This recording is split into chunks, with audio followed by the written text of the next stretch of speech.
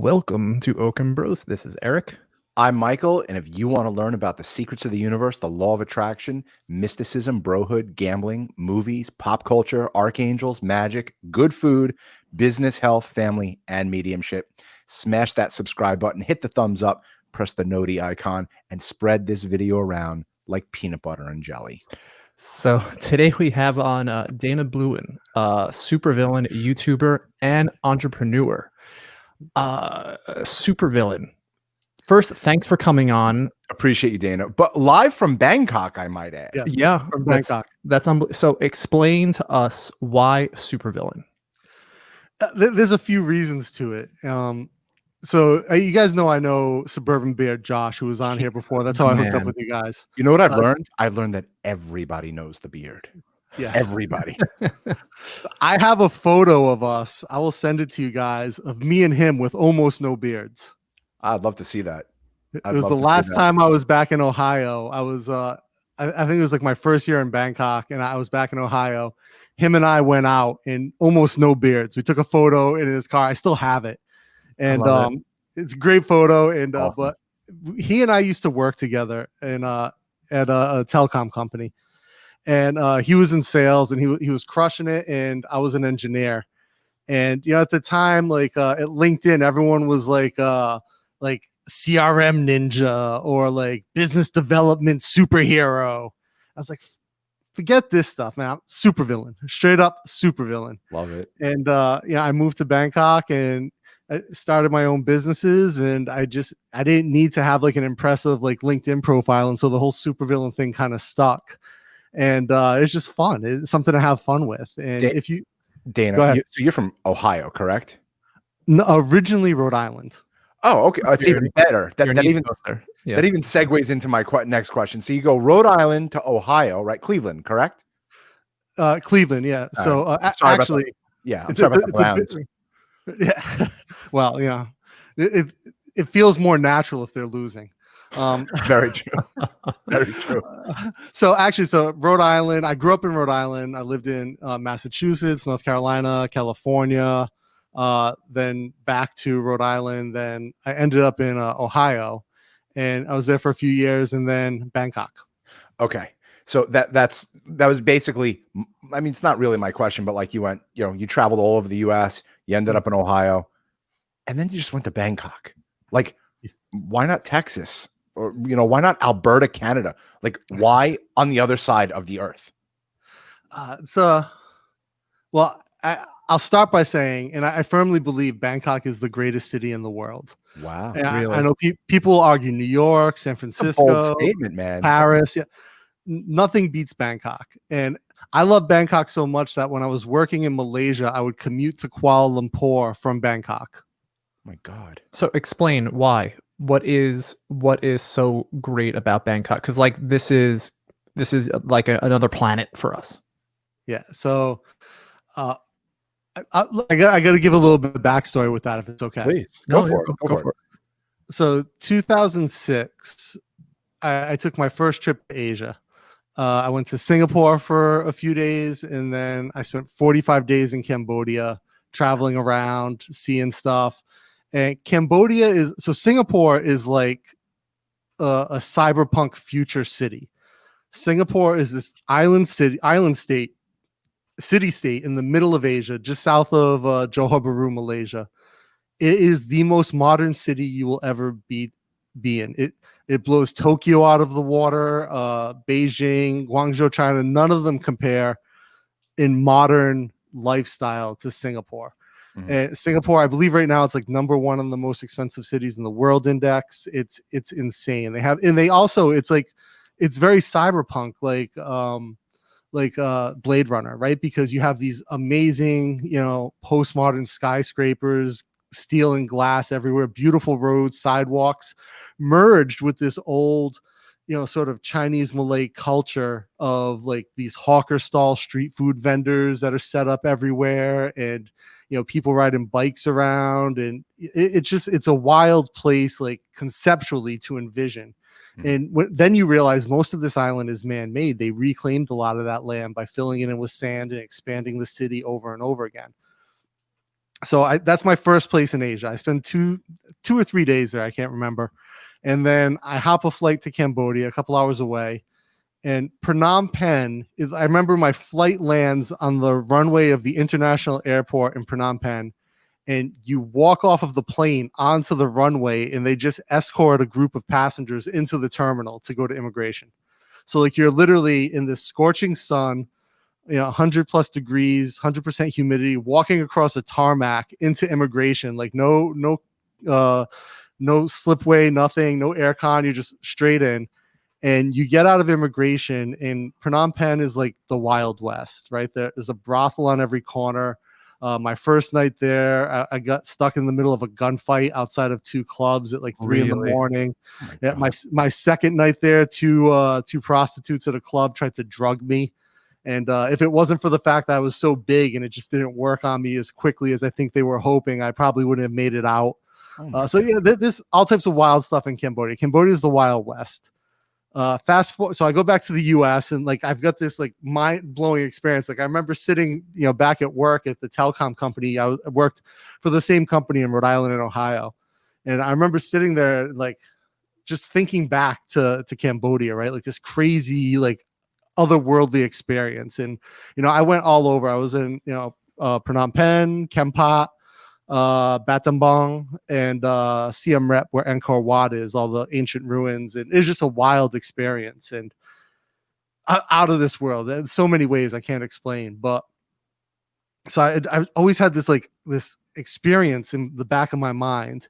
And so I go to graduate school, and I'm working, and I'm still always thinking back. And so I get to this point in my career. I've been in Ohio for a few years, and I was just sick of being an engineer. And it was a great job, don't get me wrong. It's just a very toxic culture at the company Josh and I worked at.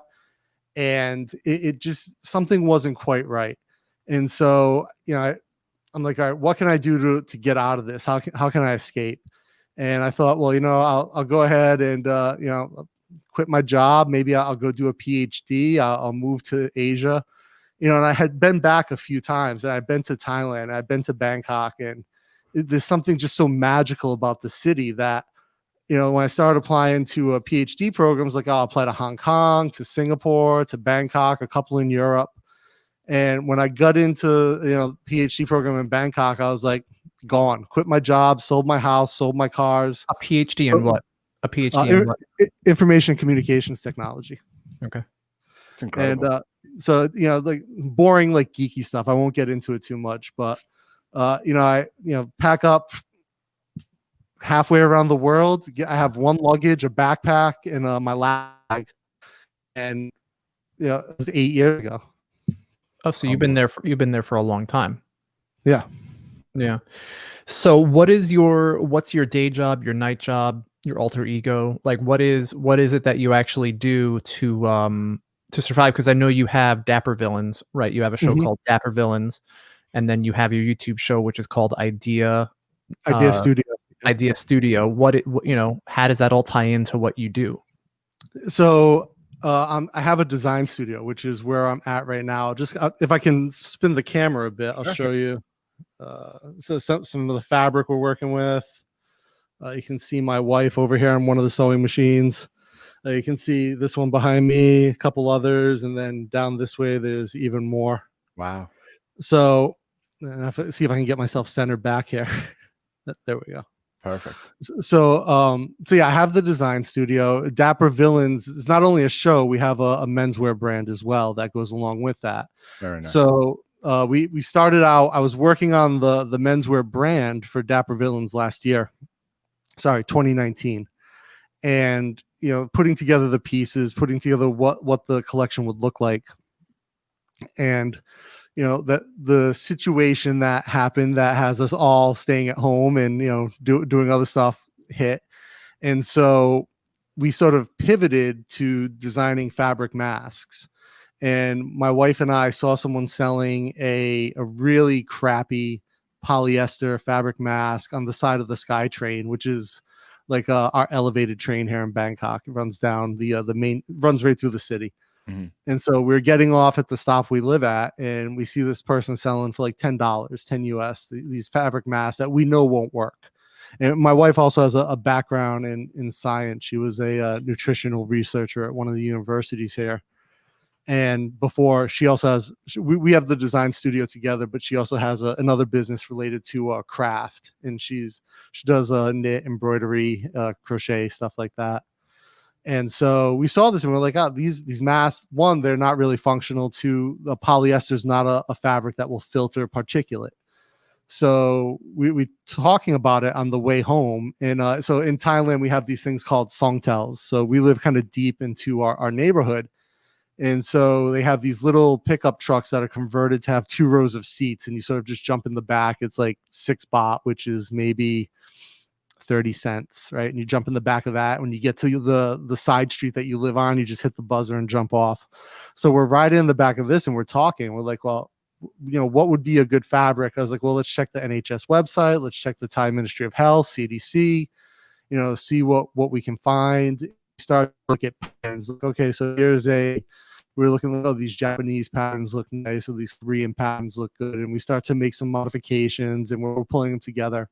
We get the scientific data on the fabric types that are most protective for mouth particulate, so saliva particulate, things like that, to prevent spread of a virus. And so we design one, we put it together, we mock it up, and we just start making them available at basically cost to people here in Thailand. And then my partner from Dapper Village, Jay, is one of the co-founders.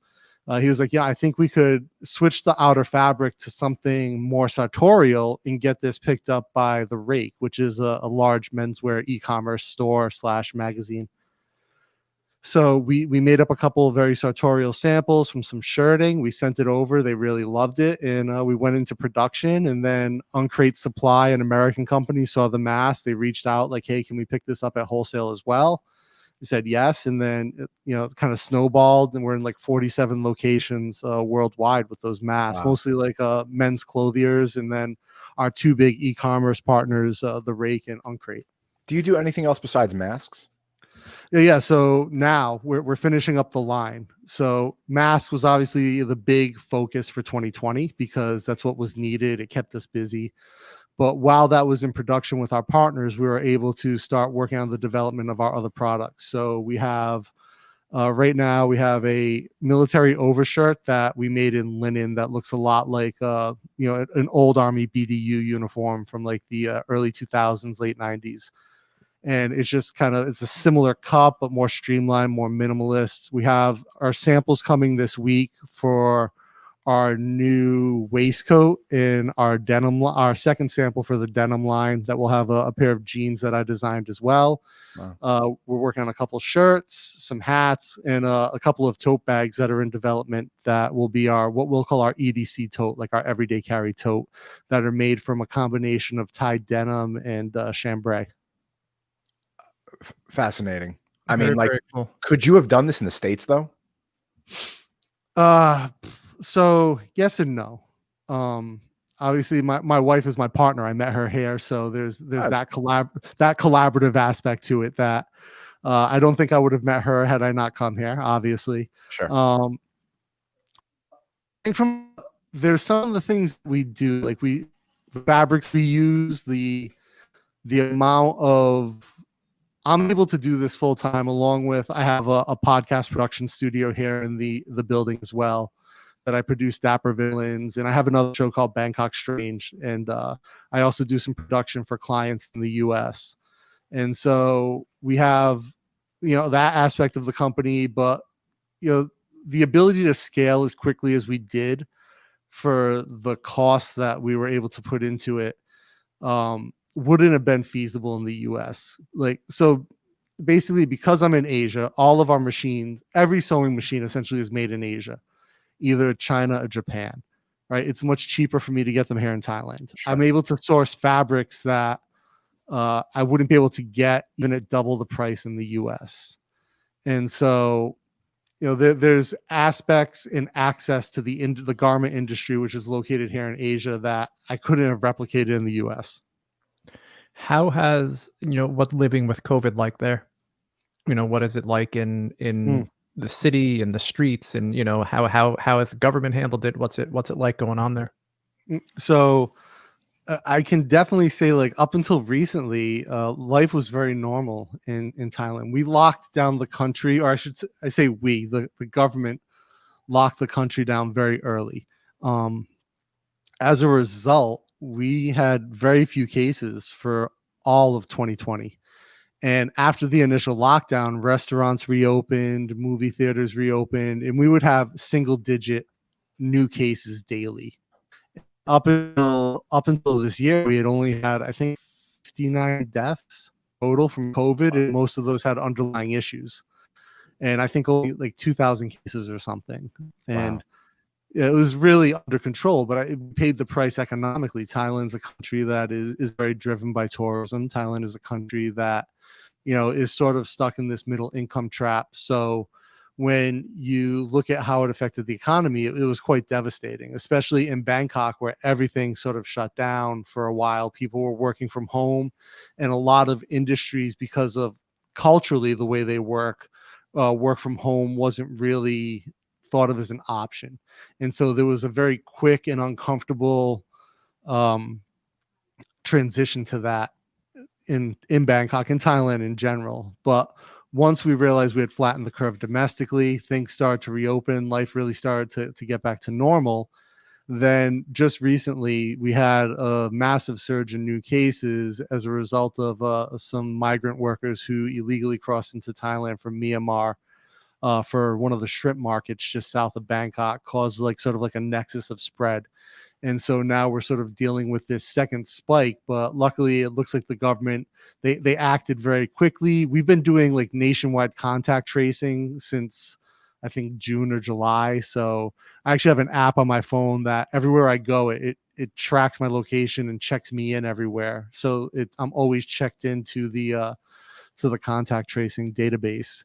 So they were able, once they knew where the initial spikes came from, they were able to contact trace everyone who may have contracted COVID. And so we saw a very big spike, like in the 900 per day, 700 per day early on. And then they flattened that. And now we're seeing, I think we had 171 today, 251 yesterday. And so we're in that range right now, and it's slowly going down. We're in 1,200 a day just in our county. Okay. We Yeah. live in Nassau County, and we're at 1,200 a day because apparently people in Nassau County can't stay home anymore, and they have to be at other people's houses. But anyway, I don't. we have a holiday in Thailand in April called Songkran. It is the biggest holiday in Thailand. It is their July 4th, right? Yeah, their New Year. It's their New Year. It lasts 7 days, and companies shut down. People go back to their hometowns. This is the holiday. If you're in, like, people come from all over the world to celebrate Songkran here. It's wild, or it can be wild depending on where you go. And the government canceled Songkran. Wow. And not only did they cancel Songkran, they banned the sale of alcohol leading up to the holiday and all through it, because they're basically like, we don't want any parties going on. Like, we don't want any chance of people spreading it. And the government, it is what it is. It was a tough decision, but it's the type of decision that, takes strong leadership. And they were basically like, look, we'll make the holidays up to you. And so basically, since Songkran, they're like, okay, this is a 4-day weekend. This is a 4-day weekend. This is a 4-day weekend. So everything's been like 4-day weekends for all these holidays that they canceled, but it did the trick. It made it work that we have, again, like I think we went like 60 days with no new cases of COVID at one point. And then we had like one new case, and then the clock started over. We went like another 40 days. Should move to Bangkok, Eric. And like, how much, like, I lost my train of thought. Mike, do you have a question? I do. I completely lost it. It's all good. Why is Bangkok the greatest city in the world? Because, listen, we're born and raised in New York, and the city is like, New York City is, we've been all over, especially the States, and like New York City is pretty incredible. I've never been to Bangkok. I've only seen it in The Hangover 2. Yeah, that's as close as I've been to Bangkok. And the Hangover 2 is a sliver of the city. Yeah, so like my question is, like, they paint such a bad picture of it. Like the slogan on the movie was Bangkok has them now, right? They went from Vegas to Bangkok. You know, are there monkeys running in the streets? Are there, you know, are there really like, is there no law? You know, I had a friend that opened a casino in Macau. Yeah. How far is Macau from Bangkok? Macau's right next to Hong Kong, so it's 4.5 hour flight. Hey, Oh, hey all babe, right. babe, Hong Kong is 4.5 or 6 hours? 3? Oh, 3 hours. Okay, so you're So nowhere near it. It's just like New York to like Vegas or something like that. So my yeah. question is like, you know, the stories he told me about what's going on in Macau. Mm, It was horrific. I was mortified at what they do to women there, and the prostitution that's running rampant. And sure. we had someone on that does you know, that's talks about child trafficking, Mhm. child sex trafficking. You know, and Eric and I are big advocates, you know, to promote this, that it's not as well known as it should be. People Mm. talk about, you know, the politics and bullshit of America more than they should be talking about, you know, this. What's the depth of Bangkok, right? Like, talk like Yeah. Anthony Bourdain here. Yeah. So real quick to put into context with Macau. Macau has a whole other thing going on with the triads, and then also, you know, the North Koreans are big in Macau. That's where they launder their money from. Oh my god. Yeah. So yeah, there's Know that. yeah. But Macau also has like a beautiful, like this really weird Macanese, which is like a Chinese Portuguese subculture, and beautiful food, great city. But Bangkok is a city. The reason it's the greatest city, and you guys are from New York, right? New York has the Big Apple. We have the Big Mango. And, you know, I've been to New York a couple dozen times. I've never lived there, but I've been to New York City a couple dozen times. And I enjoy it. I like New York. Bangkok is all the beautiful grittiness of New York in the 1980s, but with this modern sheen around certain parts of it. And, you know, I can walk down my street and have the most amazing food for $1. And then I can grab a beer at 7-Eleven, you know, wash it down. I can jump on a world-class sky train that takes me all through the city, transition into a subway that takes me all around other parts of the city. You know, I'm surrounded by, you know, captains of industry, you know, Michelin star street food chefs. You know, you ride around on the back of scooters. That's what we use for taxis here. You jump on the back, you pay them like 80 cents, and they'll take you, you know, a couple kilometers down the road to where you need to go. So There's how much world. is rent? I mean, how much is rent? How much is it to buy a house there? So it depends. So I've lived, you know, everywhere from, so where I live now is like a 3,000 square foot building, and we live upstairs. We have our studio downstairs. It's, you know, less than $1,000 a month to rent this. Oh my Uh, god.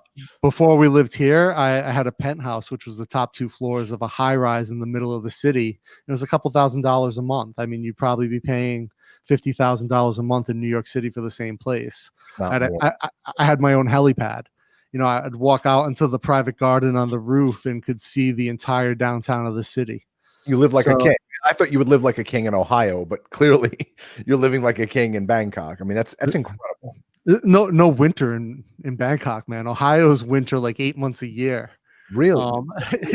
Ohio's rough. Cleveland's rough. Cleveland's rough. What time is it in Bangkok? It's 11:20 on the East Coast right now. I'm 12 hours ahead of you. It's 11:30. So it's like 11:20 at night. That's not You, bad. you seem like a night owl, though. I sort of am. I shouldn't be, but I sort of am. So I watched your videos and I sense like a very like not like a spiritual, but like a very like goal oriented person. Like you know, you were listing your goals. And do you have a method to this? Do you believe in, is there like a system that you use, like the law of attraction, magic? Do you know, are there any certain books that you read regarding Any mentors or to build the life you want? Yes, I have a lot of mentors. I know you guys are into law of attraction. I'm not so much. I've read the book, The Rules to the Law of Attraction by Jack Canfield. Is that his name?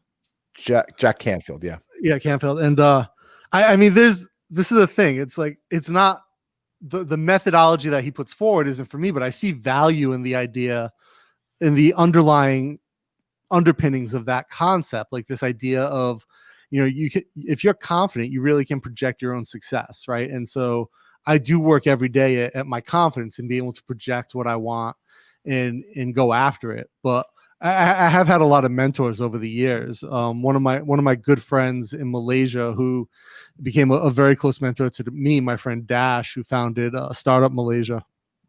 And he's a unique guy. He's probably about 15 years older than me, and he's very spiritual and in the way that he looks at things. He has a very kind of like almost guru-esque sense to him, and like learning from him about like he's like 10 years ahead of me. And before I had this design studio, I was in the startup space. I had 6 years ago, I had a wearable tech company that didn't work out. And then I worked for a fleet analytics company here in Bangkok as their chief data scientist.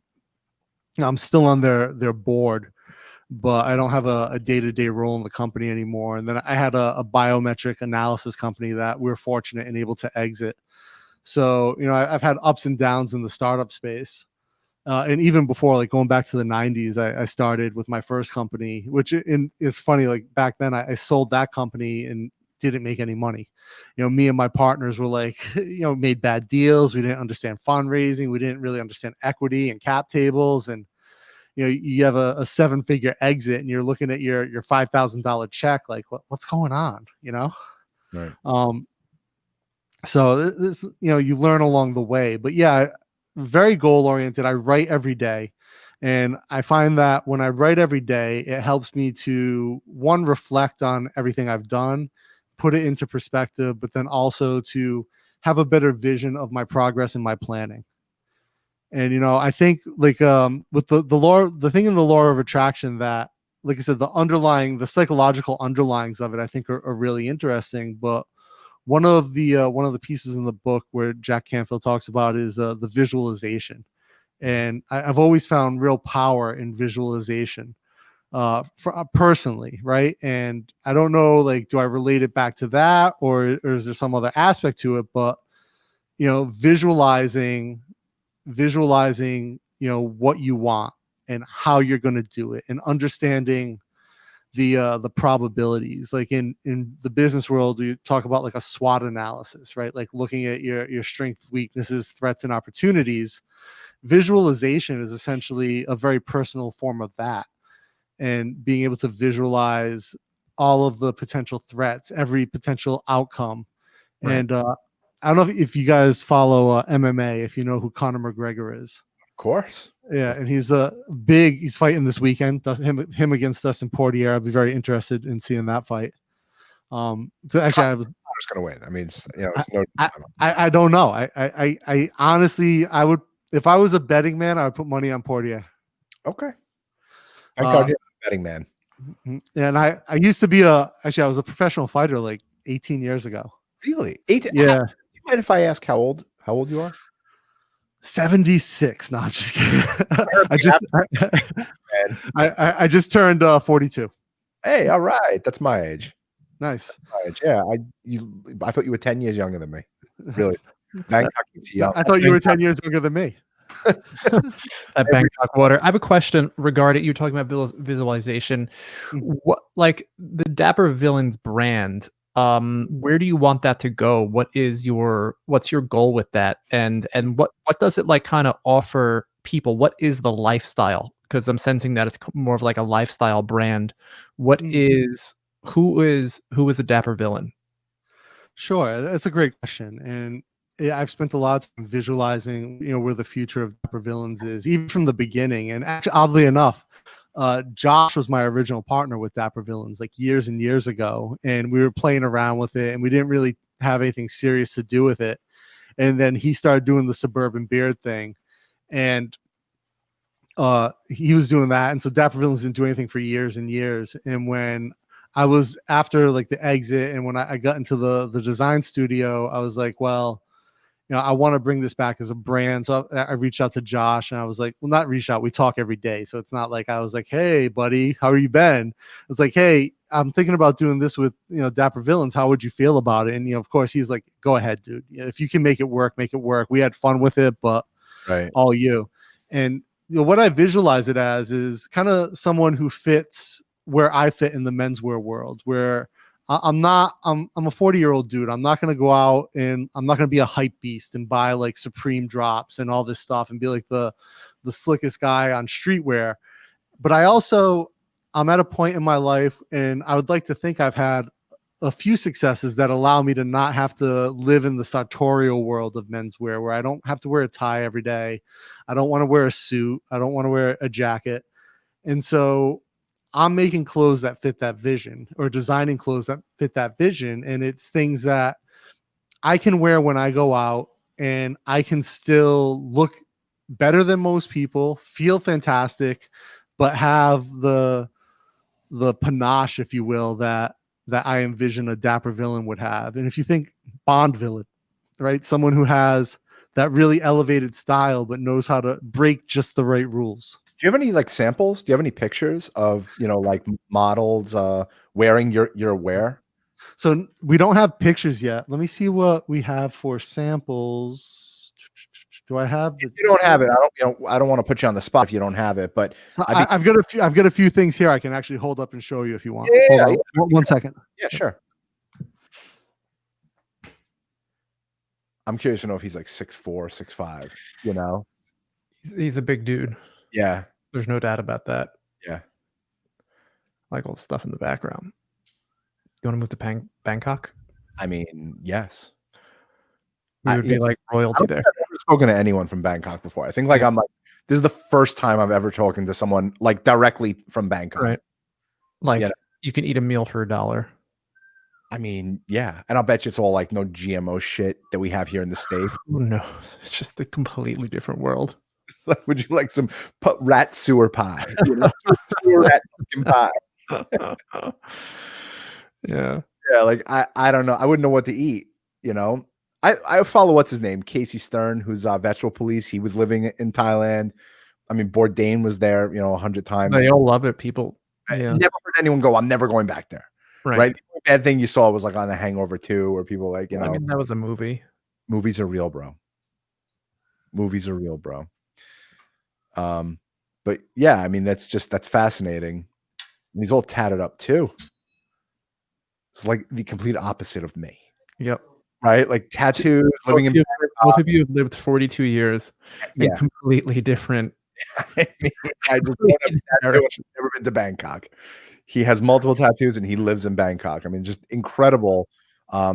Just varying degrees of what people do. Yeah. It's unbelievable. I want to see your tats too. Dana, also, I want to see those tats also. I mean, we're the same age. Eric and I just had a very interesting conversation. We had a show within a show. And like, both of you and Michael have been on the planet for 42 years. And like Michael went this way, you went that way. I don't have a tattoo, and I live in Long Island, and like, we've never left our zip code. Yeah, basically. And like, here you are. Do you have pictures or no? If you don't, of my tattoos or of the goods? I mean, let's first. I want to see your tats after. I'm covered in tats. My back, my full back, my chest, everything. It's incredible. Yeah. I'm living vicariously through you, even though we're the same age. All right, so I'll start with the mask, which has been our breakout item. So here's the mask, and I'll open this up so you can see. This is based on a Korean design, and it's a single piece of fabric. So, cool. But it's sewn into 3 flaps. It's like a band. Yeah. So there's no seam down the middle. Night, Ben. My wife's going to bed. Good night. And so there's a notch here for the nose, and we have adjustable elastic air hoops. So I'll throw this on.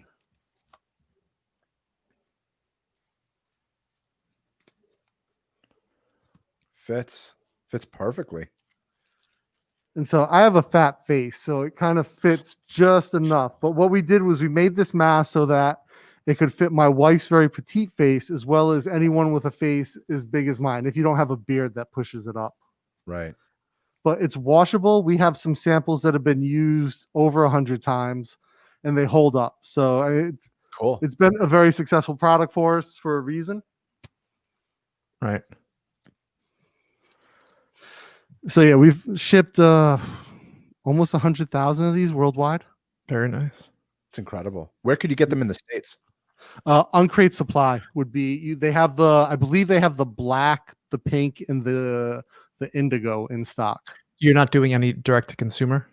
Not right now. When we launch because with the mask, it's not a huge dollar item, and shipping directly from Bangkok is not cheap. Right. So our minimum shipping cost is about $25. So we can't sell a $20 item and charge $25 to ship it. You got to ship like 10,000 of them to Beard. And Yeah. have a distribution center. Yeah, could Beard be a distribution center? I mean, like, so you're not on Amazon? No, not right now. Okay. So we haven't launched any products other than the mask yet. And so because of the very niche market that we attract with, which is like this niche between streetwear and sartorial wear that our customers fit in, people like The Rake, which is a high-end menswear site, carry us, or Uncrate wanted to carry the same mask. We made the special all black version for them. Right. And so we made the pink and we made the indigo for them. Interesting. So here's the patches that we put into stuff. It's the colors aren't coming across great, but this is a purple patch with our logo. The gentleman with the bat and the baller, the bowler hat. Yeah, that's awesome. So here is our first denim sample. I don't think I've shown anyone live these yet. So this is a ultra dark indigo. This is Thai denim. Right. And these would end up being, these aren't my size or else I would put them on, but these are a high rise, slight taper on the leg. And it's kind of made to be this, again, a jean that you can wear essentially with a sport coat, or you can wear it very casually. It comes up much higher than the traditional low rise, like a Wrangler would. And it fits more like a classic men's trouser would. And it's sort of mocking that idea of the classic trouser by matching it with the indigo and the denim. And actually the final version of this will be made from a special denim that we sourced here in Thailand that is woven. So denim has two threads, the warp and the weft. And so the weft on this denim is actually linen and the warp is the indigo dyed cotton. And so it becomes a very light, airy fabric, but still has body like denim does. I have a question, Mike. So like you went to school for like computers basically, and that was like your career. How are you creating menswear? Yeah, I've just always had a passion for design. And my wife was a nutritionist, right? And her passion was creating things with knit, crochet, and now she studied at the Thai Royal Academy. She's studied embroidery there. And I started sewing. I really wanted to do something more creative, and I was getting tired of doing research about like moving bits across the internet. I bought a sewing machine and bought some patterns, and I figured it out. And I was like, okay, I need some help. I went and took some sewing classes, and my wife joined me. We took sewing classes together, and I was like, yeah, this is great, and I can really create the things I have in my mind. So we just started to ramp up. We bought a few more machines. The table I'm at right now is a custom cutting table that I had made for us to work at, and start to make connections and realize different things. And it sort of spun out of control, and it turned into what it is. It's like we moved out of a penthouse so we could double our space and ramp up our business, and it's worked out fantastic. So I have a couple other samples here real quick. Let me show you.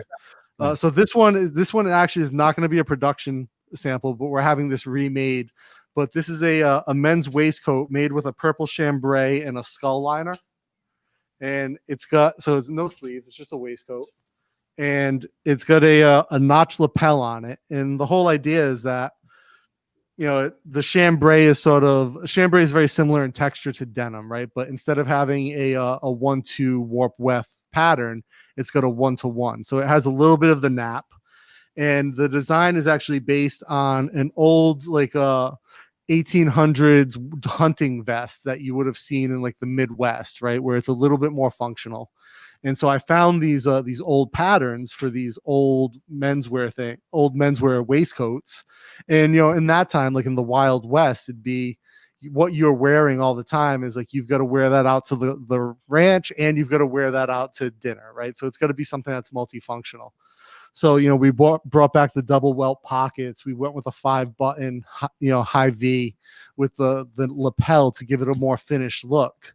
And then instead of using a classic wool or linen that you would see on a sartorial piece, we used the chambray cotton, which is something that would never be used in sartorial clothing. And it gives it a more casual feel. And it sort of mocks the idea that this is a formal wear item. Yeah, are you on TikTok, bro? No, I'm not. Why? Holy cow! Like I was gonna ask that. You could be feeding us a line of baloney, right? You could be like the Chambro, the one-on-one. Eric and I'll be like, wow, that's fascinating. But dude, you could become literally like legit the authority. Oh no, you don't understand. You could have a reach of 50,000, 100,000, 200,000 people within a week. Really? If you play TikTok the right way. Like I've been making posts and it's original content as compared to the podcast. So I sometimes I'll take clips from our show and I'll post it on there, but most of the times it's on my channel and I'm just saying like sarcastic jokes or tidbits or law of attraction or stuff like that. And I really just started about a week ago. One of my posts is approaching 50,000 views. Oh wow. And that's getting more subs to the YouTube channel. We're getting more subs to the YouTube channel. And not only that, it was 10 seconds. Wow. Yeah, I did a post. Eric, I haven't spoken to you today about this, but I did a post about going to a gas station, and if I put a credit card at the pump and it says "see cashier," I just fucking leave. And it's a quip. It's like the way I feel. Like I don't want to pump a gas if it says "see cashier," and I got like 10,000 views, and people are commenting, and the engagement on TikTok is perfect. It's ridiculous. Really? There's no one hit anything negative. If you take one thing from this show is get on you should get on TikTok because awesome. Yeah, but people would be interested in the Bangkok lifestyle and how and the Dapper Villain brand and how you dress. I wouldn't walk to TikTok, I would run to TikTok. Sprint, Eric. As soon as we get off, I'll download it. Download it and start your channel and email Eric and I what your channel is because we want to subscribe. And like you have a look, you know what I mean? And it's so different that it could work. It's so crazy. It just might work. I'll give it a shot. So I got one more sample, two more samples to show you. Samples, Dan. I want to see some tats, bro. I want to see, again, I'm living vicariously through you. All right, so real quick then. This is the linen overshirt based on the old Army military BDU. And so you would this is a fourth pocket. It's all wrinkled, but this is made from I can't even hold it up. It's not wide enough. But anyway, it looks like a BDU shirt, but it's made of linen. It's very drapey, very soft. And then last one, this is our EDC tote. And this is something I worked on for a year on the design. So this is a denim tote bag that is made from Thai selvage denim. Inside, it's got the purple chambray with the Dapper Villains logo, some buttons. The straps go all the way down, integrate into the bottom panel. So these are actually reinforced here. And then this handle is made from two separate pieces of canvas with a cotton rope inside. And what it does is the rope shapes the canvas so that it fits in your hand perfectly. You get that round shape. But it gives it body. And when the lined denim with the handle like this, it feels like such a sturdy bag. And I actually put my 100-pound kettlebell inside this. And I'm lying, my 48-kilogram kettlebell inside of this. And I hung it outside for a couple days. It didn't bust a single steam. Really? You're a kettlebell guy? Yeah, I love kettlebells. Do you really? Yeah. Yeah, no, me too. I'm obsessed. Yeah, my workouts every day. Of course, I do bicep curls every day because every day is arm day, and so I have some dumbbells right next to my desk. And so usually I'll stop every I try to stop every hour, but in reality, I might blow through that and do like 90 minutes of work, and then are you shredded? Are you shredded? Are you I'm not anymore. I'm a big dude, but I'm not shredded. I need to lose some kilos, but I'll bang out every hour and a half. I'll bang out 20 reps with the I think I've got some 20 kilo dumbbell over there. I'll do 20 reps. I'll do 20 overhead presses. But every day I jump rope. I try to jump rope for an hour. I do like 1 minute of jump rope, 10 seconds rest, and I'll do another minute of some other exercise, either punching the bag or swinging Indian clubs, whatever. It's awesome. I do kettlebell swings. That's basically the extent of my working out. I don't do, the 48 kilo kettlebells as heavy as I go. I don't do any like super heavy lifting anymore. Right. That's incredible. So were you did real quick before we get to the tats, you were in MMA? Like you I was an MMA fighter, I was a heavyweight. I was a submission grappler prior to that, right? So I did a lot of submission grappling. I never planned to fight MMA. And what happened was a heavyweight fight fell through on a card that one of my teammates was fighting for a title on. And so the guy who was putting the card together out in Massachusetts called my coach and was like, "Hey, any heavyweights at the school that will take this fight?" And it was a guy who I've seen fight a few times, so he had some experience. And my coach was like, "Dana's the only guy, and I don't know if he wants to fight. I don't think so." And he was like, "Well, if Dana would fight, that'd be great, because a lot of people knew who I was because I had won a lot of grappling tournaments." So my coach asked me, I was like, "I'm not sure." And he's like, "It's like, I think it was like 400 or something." It's like, you do it, at least Dan's fate will still go on. Like, there's no threat of the card getting canceled. So I took the fight, and my first fight, and I was so nervous. I remember, like, as soon as I put my cup on, I'm like, "Oh, I got to go to the bathroom." My coach was like, "No, like, just relax." Like I was like, "Oh my God, I don't know what to do." And I ended up winning in like 12 seconds and knocked the guy unconscious. And actually, I remember I knocked him unconscious. I still had in my head that I had to go to the bathroom. And we fought in a ring, not a cage. So as soon as I knocked him out and the ref stopped it, I stood up and I turned around. I started walking towards the edge of the ring, and I'm trying to get out to go to the bathroom. My coach is like, "No, you have to wait." Oh my God. I gotta tell you, one time I did an arm bar on a guy, and I snapped his arm out of his thing. It was on UFC on my Xbox One video game. That's as close as I came to ever grappling with anyone was through. I think I was playing as Lyoto Machida. Lyoto Machida, yeah. Yeah, I think I was him for that one fight. But again, just it's incredible. I had my arm dislocated at the elbow once, stuck in an arm bar trying to escape. And you could hear, it's funny because you hear it like slowly grinding, and then you start to hear these pops as like these I don't know if it's your tendons like popping off or whatever, but it's like pop, pop, pop, but it doesn't hurt. And luckily, like, as my opponent heard it popping, he sort of eased up, and I was able to spin around and get out and choke him. If I stub my toe, I'm out of commission for a week. Bangkok, Dana doesn't bow to Bangkok. Bangkok bows to Dana. That was a long time ago. Actually, you guys know who Joe Lozon is? No.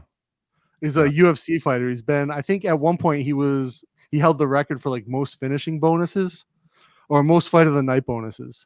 He's like a wiry kid from Boston, I think he's from Bridgewater actually. But before he was in the UFC, like years and years before this, and before I ever fought, and he's a lightweight. Keep this in mind. We ended up in the same like absolute division at a grappling tournament, and we ended up in the first round paired off against each other. And I knew who he was. He knew who I was. I knew who he was, and I knew how good he was. He was phenomenal. And I'd seen him like beat a bunch of guys who would give a lot of people trouble. And it's a little tiny guy. And I remember I was so pissed that I got matched with him in the first round because I was literally the biggest guy in the tournament and he was the smallest guy in the tournament. And I tried to throw him. I tried to like hip toss him, and I just wasn't fast enough. And he ends up like, as we're going down to the ground, he gets behind me, and we end up on the ground, and I'm able to roll and get into his guard, and he throws a triangle on me so quick. And I remember trying to stand up, and by the time I'm standing up, his little skinny legs had wrapped all the way into the like the crevices of my neck and my arm. I was almost unconscious. I just tapped out in time to like stay awake. How tall are you? 6'1". Okay. Yeah. Yeah, I'm saying this because we're about 10,000 miles away, but I want to arm wrestle you when I see you. Okay. Okay. All right. I'm down. For that bet, I can beat you. Take it easy, bro. For that bag. I want that bag. I think my wife would really like that denim bag. So you know what? I'm going to for you. Okay. Okay. So, where can people find you, Dana? Where can they look you up? Tell us about your shows. Tell us about everything that you got going on. Yeah, so I mean, Idea Studio on YouTube is where I just do a lot of, exploring ideas, talking about design. The whole concept of the channel. I used to do a lot more entrepreneurship content on there, and then I sort of took a few years off because I was working on other things, and I came back, and so the channel is really, exploring ideas through the lens of design, and so looking at design and how that fits into the world of of these different concepts and ideas. Of course, Bangkok plays a major role in that channel as a character, almost like, like you can't escape. Like, I feel like, Bangkok and me are sort of like intertwined on this cosmic level that, I can't escape. Love that. And then, yeah, I have obviously Dapper Villains, the brand. We have dappervillains.com, but we also have a podcast where, we talk to other designers and other people in the fashion industry about, their takes on design and what they do. And, sometimes we just talk to Old Man Saxon. He's a rapper. Justin Hunt, who's a hip hop journalist, is a good friend of mine from LA. We had him on the show. Just like what's his name? The guy who created Dilbert. I can't think of his name at the moment. Scott Adams. Scott Adams. Yes. We had him on the show, which was, it was just kind of out of left field. I saw him post something on LinkedIn and I was like, oh, let me ask him if he'll do the show. And he's like, what? He's like, what do you guys talk about? And I told him, he was like, yeah, whatever, I'll do it. But he was super cool. I mean, and then it was after the fact, I started to see he was posting all this like sort of right-wing stuff. And I was like, yeah, some of it's a little crazy, but he didn't get into that on the show. And he was like, it's funny, I get a lot of slack for that episode, but like he just answered the questions we asked him. He talked about his experience. So like, that's all I asked the guests to do. Like, I'm not judging their opinions. I'm sure you guys don't either. Like, you have people on like who might think different things. And as the host, it's like, yeah, talk about it. And like, we asked him about menswear and about like how he dresses and his successes in business. And he talked about all of it. He told this crazy story about getting stuck out on the highway and almost freezing to death. And at that moment decided, I'm moving to California. Because I think he's from Syracuse is what he was talking about. I don't know, but there's definitely a modern day McCarthyism that's, you have to be very careful with who you're associated with. And, it is what it is. This is the sign of the times. Yeah. And so, he was a great guest. And then we've had, like some very popular designers on and, just interesting people, like fun people to talk to. And we were trying to get, for a long time, the rapper Jadena on. And kept trying to reach out and no one responded to our email. So we're like, we'll come back to it later. But right. that show's on hiatus until probably the end of the month because we're working so much on the line. And then Bangkok Strange is another podcast I do with my buddy Mike, just talking about, most of the time we don't even talk about anything, just like random Bangkok stuff. What's your, just before we sign off, what's your most prized tattoo? Most prized tattoo. If it's in an unmentionable area, you don't have to show it. Your most prized tattoo you can show us right now. So I've got a couple. I mean, so I've got tattoos. What's that? Top 3 tattoos. Top 3. So I've got the little thread snippers here on my arm, cool. Which I really like that tattoo. Then I've got so this is a traditional Thai tattoo called the Sakyant. Okay. And that's one of my favorites. It's just in a cool spot. And then pineapple. Yeah, I got a pineapple on here. And then on the other side. You're a SpongeBob guy, is that why? No, I just like fruit, right? And so fruit in Thailand is on another level. Like you have like I thought I had eaten mangoes and watermelon and all these fruit before I came to Thailand. Like, you have no idea how good the fruit is. I actually want to get a piece of watermelon, but all my tattoos are black and gray. And I didn't think it would look as good to have like a black and gray piece of watermelon, but the pineapple translates well. So it has to be the stand-in for the fruit on my tattoos. And then so I have a big Sakyant on my chest. So my whole chest is tattooed edge to edge. And so actually like edge to edge all the way down my shoulders and my whole back.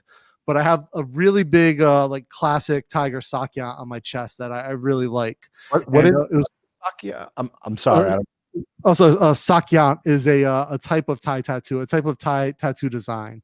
okay. And so it's like that turtle one is, you can kind of see it's got a weird, and so they have like these sort of, the idea is that they have like these sort of powers to them, right? A lot of people believe that these tattoos have powers. I'm personally just a fan of the art, and so it's funny, I have one on my back that's supposed to make me immortal, and I really like the design, and the guy who did it is like, oh, this makes you immortal. I was like, I guess we'll find out eventually. That's really funny. And yeah, so there's ones that are supposed to protect you from being stabbed or get you money or make it so that you marry someone beautiful. But you'll see a lot of Muay Thai fighters have them. A lot of they have different meanings. But yeah, the one on my chest I really like because it's very big and graphic. And it was like the first like really big chest piece I got, and it's just like it's a special tattoo to me. Dana, you've lived a lot of life, man. Really appreciate you coming on Okon Bros. Fascinating stories. I mean, really, really incredible. Proud to call you our friend. And thanks for having me on. I had a great time, guys. Yeah, no, we had a ball. And please, stay in touch. This is your platform. If you need anything, any new lines dropping on Dapper Villains, we'd love to have you on again. That was awesome. Exciting. Thank you. Yeah, and if you guys ever come out to Bangkok, let me know and I'll show you around. I will guarantee you will be our first call the minute we down in Bangkok. Everybody, do you guys know what soy cowboy is? Soy cowboy? No. Isn't that an oxymoron? No, so soy, no, soy, SOI is the Thai word for street. All right. Right. It's a soy cowboy is a little road between soys 21 and 23 in a neighborhood called Asok. It's one of the red light districts in Thailand, and it's basically, I would say, 100 meters, and that 100 meters makes like Las Vegas, Amsterdam, everything look like Disneyland. Wow. By comparison, it's just like you could walk down there. Like, it's funny, whenever we have friends come to visit, they'll always like hint like, oh yeah, we want to see soy cowboy, or they won't say it, and my wife and I will always walk them down there. Yeah. And like if you walk down at night, it's crazy. There's girls out in front of the bars. You see all types of crazy stuff. But if I really want to mess with someone's head, I'll say, like, let's walk down there at dusk, because there's still enough sunlight that it reveals the truth of what's going on. Like, you see all the girls doing their makeup. You can sort of see there's a reason these places open at night and not during the day. I will mention that Eric and I would probably need a hall pass to go to Soy Cowboy, but I do not think that our wives would be down for that unless they came with us. I mean, I will take you to I'll take you to this really good restaurant on Soy 23. Is it by Soy Cowboy? We might have to cut through save a couple minutes on the walk. That's fine. But as long as our wives know that we're not going to be hanging out in Soy Cowboy. And literally, when you said that, I thought you meant SOY. It's like Disneyland. It's fine. Like Dana's gonna take us to this vegetarian place called Soy Cowboy, and she Googles it. She's like, "Oh hell no!" The minute we finish this podcast, I am jumping on my phone right now to see what the F Soy Cowboy actually is. But so the scene in The Hangover where they like were blowing stuff up, that was filmed on Soy. Like, that's based on Soy Cowboy. All right, no, I'm in. Eric, get the hall pass. We're in. We're gonna do a hangover weekend with Dana. Bangkok has them now. Okon Bros are gone. Everybody, please like, subscribe, share our show. Check out Dana, Dapper Villains, and check out his YouTube channel. Yeah. And thank you so much, guys. Stopping in and hang out for a second, Dana, and we'll see you all later. Tuning in, everybody. Have a good day.